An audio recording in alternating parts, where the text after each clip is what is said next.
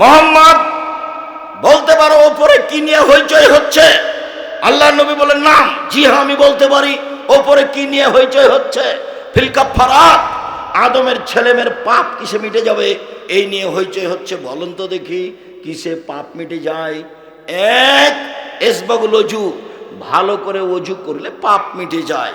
দুই, ওয়াল মাকসু ফিল মাসাজিদ বাদা সালাওয়াত, সালাতের পরে মসজিদে বসে বসে তাসবিহ তাহলিল জিকির আজকার করলে পাপ মিটে যায়। ও আকদাম মাশি আলাল আকদাম ইলাল মাসাজিদ, পায়ে হেঁটে মসজিদে গেলে পাপ মিটে যায়। এক, ভালো করে ওযু করলে পাপ মিটে যায়। দুই, পায়ে হেঁটে মসজিদে গেলে পাপ মিটে যায়।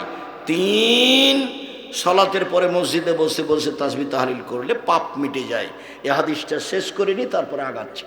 এখন আল্লাহ রাসূল তার পরের বাক্যে বলছেন মান ফালা হাজা আশা বে খায়রিন ও মাতা বে খায়রিন, এমনটা যে করলো তার মরে যাওয়া ভালো, তার বেঁচে থাকা ভালো। এমনটা যে করলো তার মরে যাওয়া ভালো, বেঁচে থাকা ভালো। এমনটা যে করলো তার মরে যাওয়া ভালো, বেঁচে থাকা ভালো, মানে খুব ভালো। এরপর আল্লাহ রাসূল বলছেন ওয়াকানা মিন খাতিয়াতিহি কায়াউমিন ওয়ালাদাত উম্মুহু, এবার লোকটা হয়ে গেছে সেই দিনের মতো যেদিন তার মা তাকে জন্ম দিয়েছে।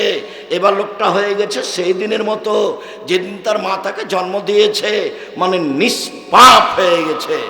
ওযু করে মানুষটা নিষ্পাপ হয়ে গেছে। নিষ্পাপ হয়ে যায় তার আরো দুটা কথা বলি।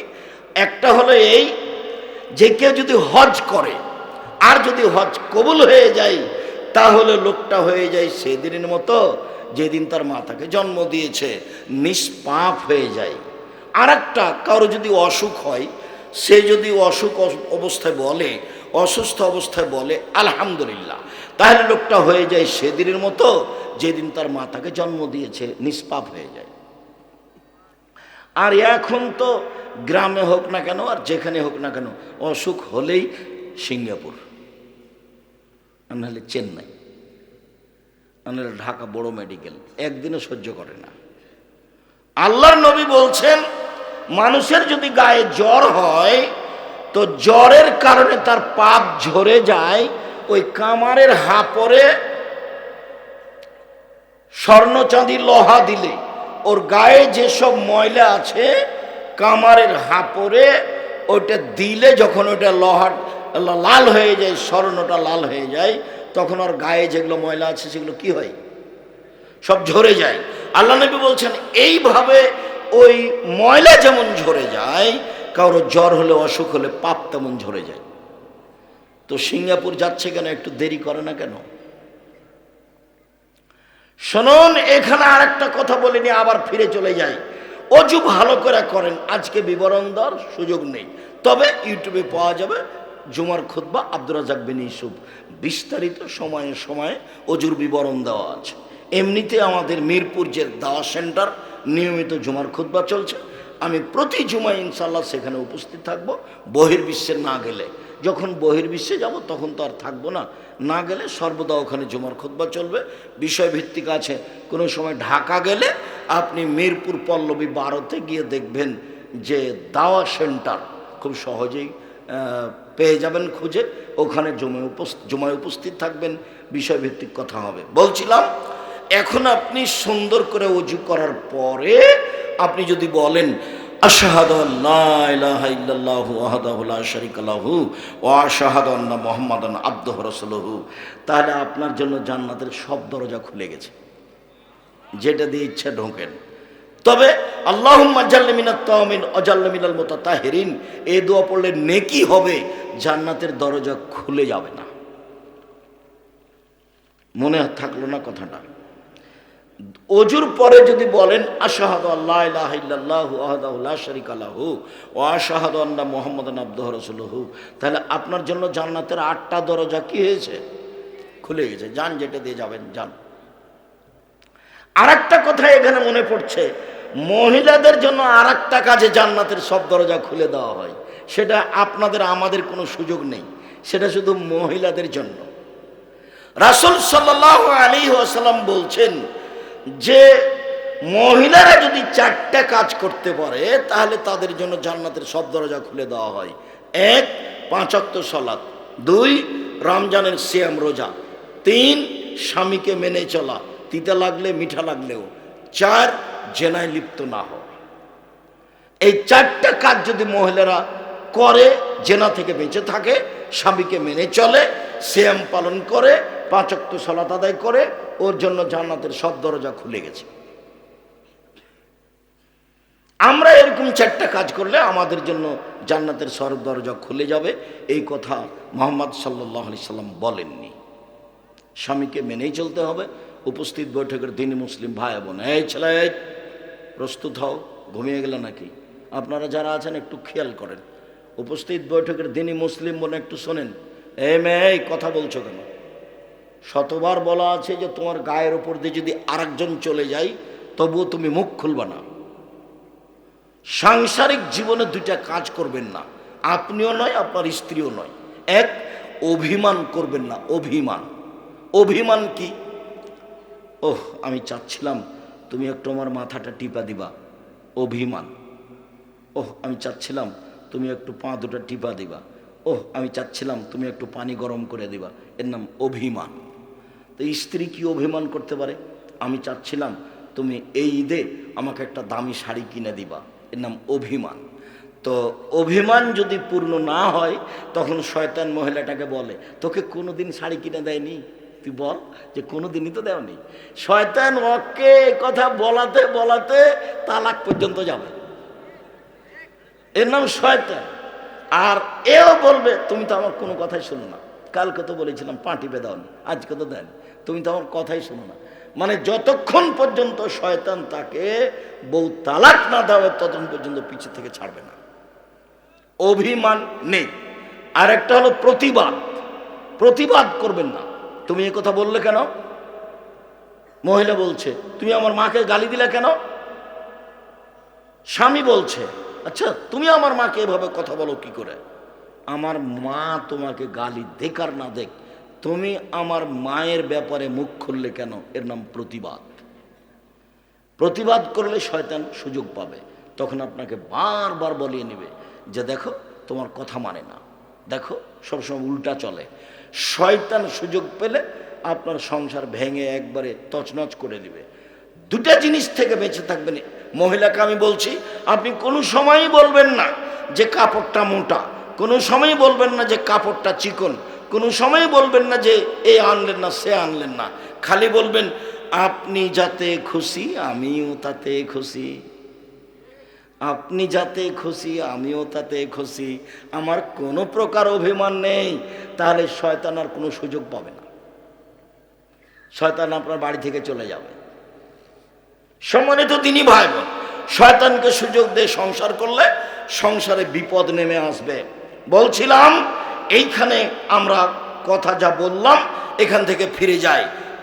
1, জাহান্নাম থেকে বাঁচার পথ মুখ বন্ধ রেখো, দোকানে বসে আড্ডা পিটা কাজ থেকে বিরত থাকো। জীবনে 4টা কাজ করবেন না, জরুরি 4টা কাজ, খুব সতর্কতার সাথে 4টা কাজে থাকবেন। 4টা উপদেশ। 1, 5 ওয়াক্ত সালাত, 2, হালাল রুজি, 3, কোরআন তেলাওয়াত, 4, আড্ডা পিটা চিরদিনের জন্য হারাম। দোকানে বসে গল্প করবেন না। কোন শরমে আপনি দোকানে বসে গল্প করেন? ওখানে দোকানে ল্যাংটা মেয়ে নাচে, আপনি ওখানে কিভাবে বসে থাকেন টুপি মাথা দিয়ে? আপনাকে খারাপ লাগে না কেন? আপনার লজ্জা হয় না কেন? আপনার শরম হয় না কেন? আপনি লজ্জা শরমকে বিক্রি করলেন কিভাবে? এটা কেমনে চলে? কেমনে চলে? আল্লাহর নবী বলছেন পৃথিবীর মানুষ শুনে রেখো, 3 শ্রেণীর মানুষ জান্নাতে যাবেই, 3 শ্রেণীর মানুষ জান্নাতে যাবেই যাবে। 1, পাপের জন্য কাঁদে যে, 2, আল্লাহর রাস্তায় পাহারা দেয় যে, 3, অপর বেগানা নারীকে দেখে চক্ষু নিচু করে যে। তা আপনি দোকানে বসে টিভি দেখছেন, এটা কেমন হলো? তাহাজ্জুদ পড়েন নাকি? আর এই ছেলে তোমার মোবাইলে ল্যাংটা মেয়ে নাচে, তুমি চক্ষু ঠান্ডা করো, কলিজা ঠান্ডা করো, মন ঠান্ডা করো। ল্যাংটা মেয়েকে দেখে চক্ষু ঠান্ডা করে কলিজা ঠান্ডা করে জান্নাতের মেয়ে ভোগ করবা? অত সহজ?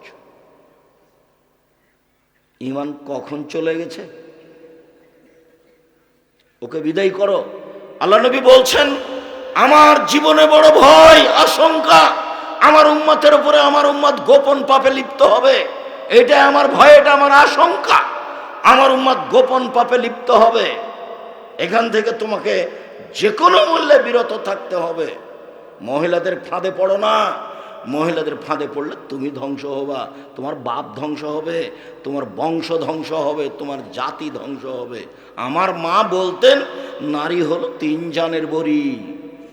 নারী হলো 3 জানের বড়ি। নারীকে তুমি চিনতে পারোনি কি জিনিস, তুমি ওকে চিনতে পারোনি, তোমাকে ধ্বংস করেই ছাড়বে। 1 মিনিট দেখবা, এদিকে দেখো নারী কি জিনিস। 1 মিনিট দেখো এদিকে। জুলাইখা সব দরজাগুলি বন্ধ করে দিল নিজে হাতে। জুলাইখা সব দরজা বন্ধ করে বলল, হাইতালা, এইসব তুমি আমার সাথে জেনায় লিপ্ত হও। এইসব পেয়েছিলেন দাদির চেহারা, দাদি ইসুফ আলাইহিস সালামের দাদি। এক স্তর উপরে গিয়ে ইসুফ আলাইহিস সালামের দাদি হচ্ছেন সারা। সারা পৃথিবীতে সবচেয়ে সুন্দরী মহিলা ছিলেন ইব্রাহিম আলাইহিস সালামের স্ত্রী সারা। একেবারে আদম থেকে নিয়ে কিয়ামত পর্যন্ত সব নারীর চেয়ে সুন্দরী ছিলেন। আর না হয় সেই কালে পৃথিবীতে যত নারী ছিল সবার চেয়ে তিনি সুন্দরী ছিলেন। সেই চেহারায় পেয়েছিলেন ইসুফ আলাইহিস সালাম। সুন্দর চেহারার মানুষ ছিলেন ইসুফ। দরজা বন্ধ করলো জুলাইখা। জুলাইখা বলল, তুমি জেনায় লিপ্ত হও। ইসুফ বললেন, মাযাল্লাহ, আমি আল্লাহর কাছে আশ্রয় চাচ্ছি। বলো কি তুমি?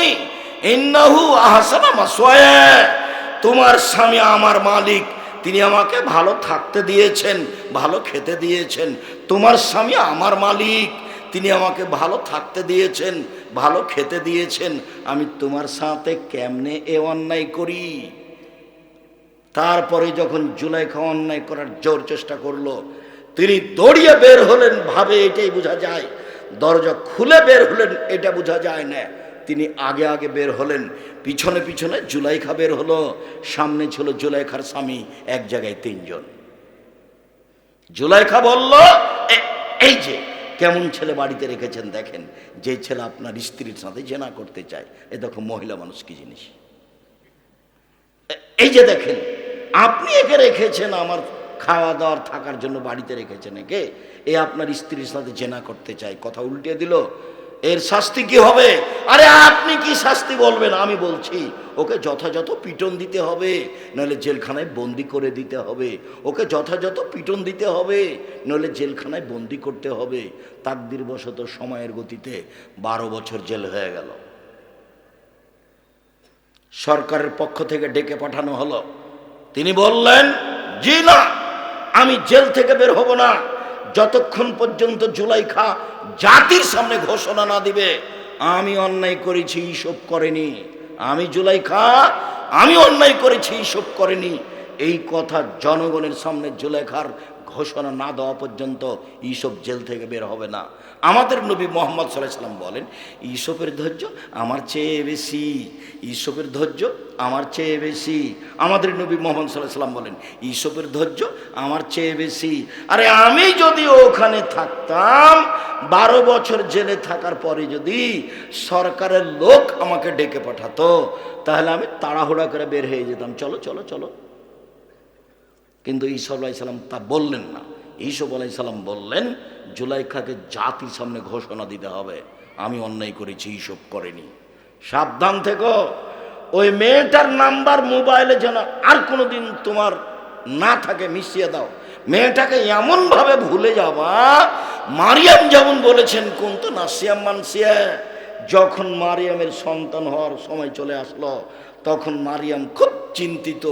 আর আমি জাতিকে কি দিয়ে বুঝাবো? আমার তো বিবাহ হয়নি, আমি সন্তান জাতিকে কি দিয়ে বুঝাবো? যা হওয়ার তাই হলো। সন্তান নিয়ে যখন গ্রামে ঢুকলেন, তখন গ্রামের লোক বলল, ছি ছি ছি ছি ছি, তোমার মা তো ভালো মানুষ, তোমার মা তো জেনাকারিনী ছিল না। ছি ছি ছি ছি, তোমার বাপ তো ভালো মানুষ, তোমার বাপ তো জেনাকার ছিল না। তুমি মসজিদে থাকো, বাইতুল মুকাদ্দাসে থাকো, সেখানে জেনা করো, এই তো তুমি মহিলা। এরকম কথা জনগণ তাকে বলল। তখন তিনি বলেছিলেন, আমি জাতিকে কি দিয়ে বুঝাই, আমি জাতির কাছ থেকে হারিয়ে যেতে চাচ্ছি। কেউ যেন না জানে মারিয়ামকে, কারো যেন মনে না থাকে মারিয়ামকে। মারিয়ামকে একবার টোটালি ভুলে যাবে। মারিয়াম যেমন চেয়েছিলেন জাতির কাছ থেকে নিজের ভুলে যাওয়া, এই ছেলে তুমিও ওই মেয়েটার নাম্বার থেকে তুমি নিজেকে ভুলিয়ে দাও। ওই মেয়েটা যেন তোমার জিন্দিগিতে কোনো দিন না আসে, ও তোমাকে কবর দিয়ে ছাড়বে। তুমি মনে করো না ও তোমার গোপন পাপ, তোমাকে জাহান্নাম পর্যন্ত নিয়ে যেয়ে ছাড়বে। তোমার বিদ্যা নষ্ট করবে, তোমার বুদ্ধি নষ্ট করবে, তোমার মান সম্মান নষ্ট করবে। এই বোকা ছেলে, তোমার সাথে কথা বলে যে মেয়ে, ওই মেয়ে আরো 10 জনের সাথে বলে। ওই বোকা মেয়েরও জানা দরকার যে আমার সাথে যে ছেলে কথা বলে, সেই ছেলে আরো 10 জন মেয়ের সাথে কথা বলে। সতর্ক থাকা উচিত। বলছিলাম, মুখ বন্ধ করো, জাহান্নাম থেকে বেঁচে যাবা। 2, ওয়ালিয়াসা বাইতুক, জরুরি প্রয়োজন ছাড়া বাড়ির বাইরে যাবেন না। নিজেকে বাঁচান জাহান্নাম থেকে। লম্বা আলোচনা নয়, অল্পতে শেষ করে দেবো, আপনি চিন্তা করবেন না। নিজেকে জাহান্নাম থেকে বাঁচান। 1, মুখ বন্ধ রাখেন। 2, জরুরি প্রয়োজন ছাড়া বাড়ির বাইরে যাবেন না, জাহান্নাম থেকে বেঁচে যাবেন। 3, পাপের জন্য কাঁদুন, জাহান্নাম থেকে বেঁচে যাবেন। আল্লাহর নবী বলেন, লা ইয়ালিজার রাজুলু বাকা মিন খাসিয়াতিল্লাহ হাত্তা ইয়ালিজাল লাবানো।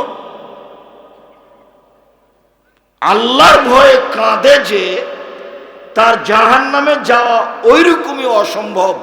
গাভীর বাঁট থেকে চাপ দিয়ে দুধ বের করে ভিতরে ঢোকানো যেমন অসম্ভব, গাভীর বাঁট থেকে চাপ দিয়ে দুধ বের করে ভিতরে ঢোকানো যেমন অসম্ভব, আল্লাহর ভয়ে কাঁদে যে তার জাহান্নামে যাওয়া তেমনি অসম্ভব। এই 3টা কাজেই জাহান্নাম থেকে বেঁচে যাবেন।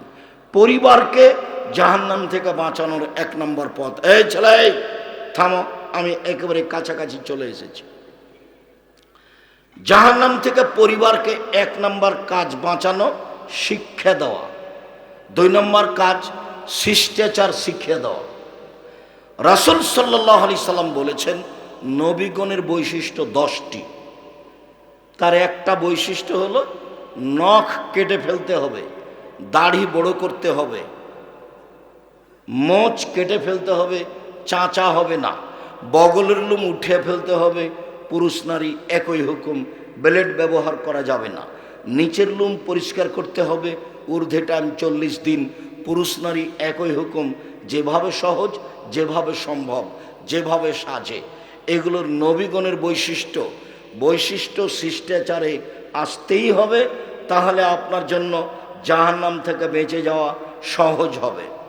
যখন জাবের রাদিয়াল্লাহু তাআলা আনহুকে আল্লাহর নবী বললেন যে এখানে থামেন, আমরা সকালে বাড়ি যাব, তখন জাবের বললেন, আমি নতুন বিবাহ করেছি, আমাকে বাড়ি যেতে অনুমতি দেন। তখন আল্লাহর নবী বললেন, জাবের তুমি কুমারী মেয়ে বিবাহ করেছ না তালাক প্রাপ্তা মেয়ে বিবাহ করেছ? তো জাবের বললেন, আল্লাহ নবী আমি তালাক প্রাপ্তা বয়সের মেয়ে বিবাহ করেছি, যার বয়স একটা পর্যায়ে চলে গেছে। তো তুমি কুমারী মেয়ে কেন বিবাহ করলে না? তখন আল্লাহ রসুলকে জাবের বলছেন, আল্লাহর নবী আমার আব্বা উহুদের যুদ্ধে শহীদ হয়েছেন 9 জন মেয়ে রেখে। আল্লাহর নবী আমার আব্বা উহুদের যুদ্ধে শহীদ হয়েছেন 9 জন মেয়ে রেখে। ও আক্রাহ আন আতাজাওয়াজা মিসলাহুন্না, আমার 9 জন বোনের সমবয়সের মেয়েকে আমি বিবাহ করা পছন্দ করিনি। আমার 9 জন বোনের সমবয়সের কম বয়সের মেয়েকে আমি বিবাহ করা পছন্দ করিনি 4টা কারণে। 1, লে তুয়াল্লেমাহুন্না, আমার স্ত্রী যেন আমার বোনদেরকে বিদ্যা শিখাতে পারে। 2, বলে তুয়াদ্দেবাহুন্না, আমার স্ত্রী যেন আমার বোনদেরকে শিষ্টাচার শিখাতে পারে। 3, বলে তুরাজ্জালাহুন্না, আমার স্ত্রী যেন আমার বোনদের মাথার চুল চিরুনি করে সাজগোজ করে রাখতে পারে। 4, বলে তাকুমা আলাইহিন্না, আমার স্ত্রী যেন তাদের উপরে পাহারা দিতে পারে। 4টা কারণে আমি কম বয়সের মেয়ে বিবাহ করিনি। তার 1 নম্বরে আছে বিদ্যা।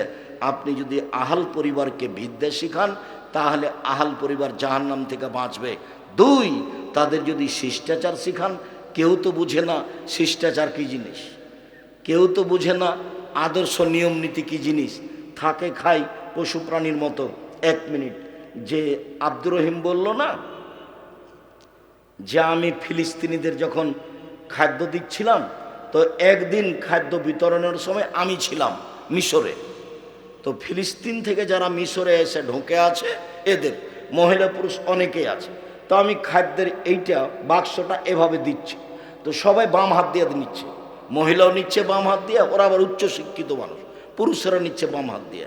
তো আমি দেওয়া বন্ধ করলাম, তারপর 5 মিনিট বক্তব্য দিলাম, তাতে বললাম আয়েশা রাদিয়াল্লাহু তাআলা আনহা বলেন আল্লাহ নবী বলেছেন ডান হাত হলো পবিত্রতার জন্য, ওযুর জন্য, ভালো কাজের জন্য, আর বাম হাত হলো পেশাব পায়খানার জন্য আর ময়লার জন্য। তো বাম হাত এরকম মানুষের সাথে লেনদেনে ব্যবহার করা হবে না।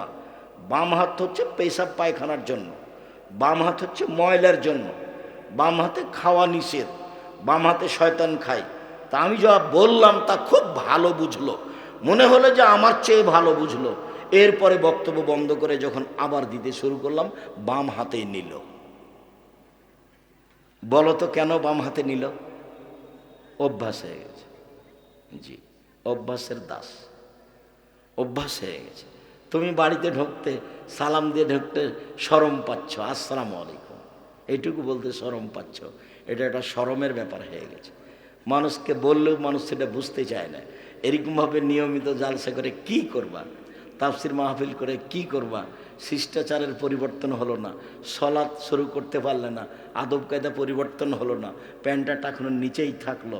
তোমার মা তোমার ভাইকে যখন পাঞ্জাবিটা প্যান্টটা পরালো, তখন বাম পায়েরটা আগে ঢোকালো, জুতাটা বাম পায়েরটা আগে ঢোকালো, জামাটা আগে বাম হাত আগে ঢোকালো। তো তোমার মা কি শিখলো?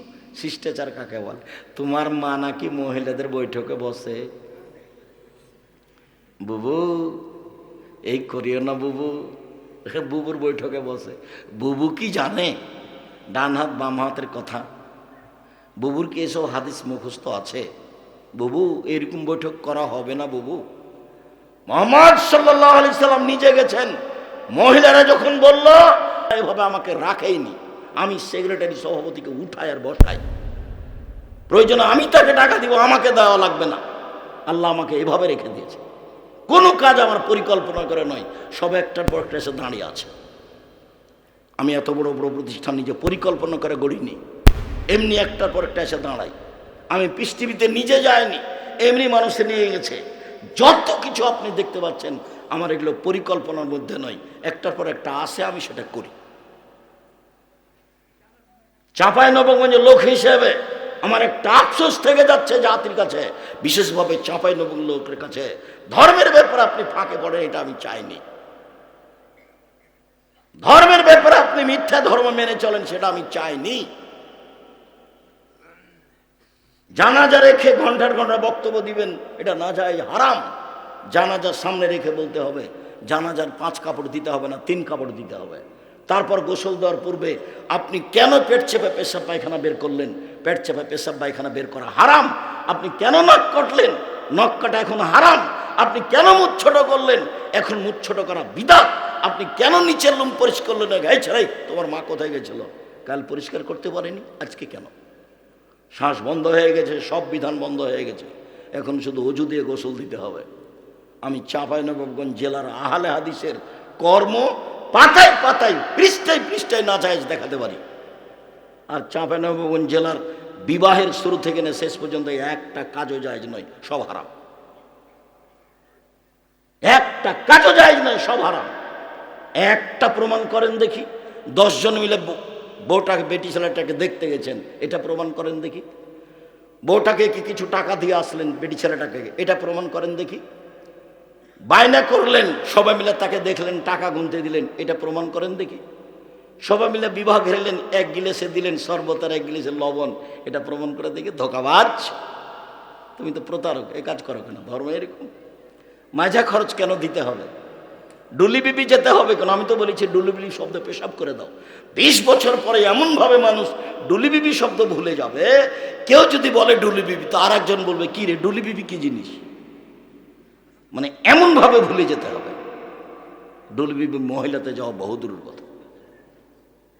থোবড়া, থোবড়া শব্দ চিরদিনের জন্য ভুলে যেতে হবে। বরহন্তা, ক্ষীর কাঁচা, আমাটা চিরদিনের জন্য ভুলে যেতে হবে। আমার জানা অনুপাতে একটাও জায়েজ না। আমার খুব ভালো মনে আছে, রমজান মুলবি বিবাহ পড়ানোর পরে বলছে, উঠো 2 রাকাত সালাত আদায় করো। আমার চোখের সামনে রমজান মুলবি দুনিয়া থেকে চলে গেছেন। আমি তখন তার এটা বুঝতাম না, সে অনেক দিন আগের কথা। বৈঠক শেষ হলে বলছে যে 2 রাকাত সালাত আদায় করেন। এখানে 2 রাকাত সালাত আদায় মানে?